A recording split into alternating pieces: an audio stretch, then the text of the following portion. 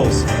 This airplane holds some records that were broken by that were made by a Soviet aircraft. Back in 1975, they took one of these F-15s, stripped all the paint, made it as light as possible, got it as cold as possible, and on February 25th of 1975, Major Roger Smith took one of these called the Streak Eagle and got to 98,000 plus feet in 3 minutes and 7 seconds.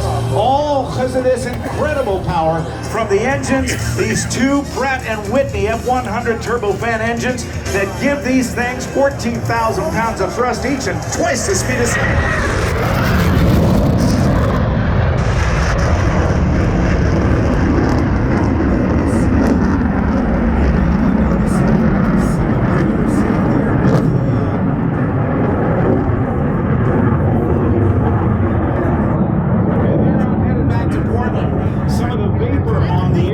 And Stephanie, seeing the vapes is a very, very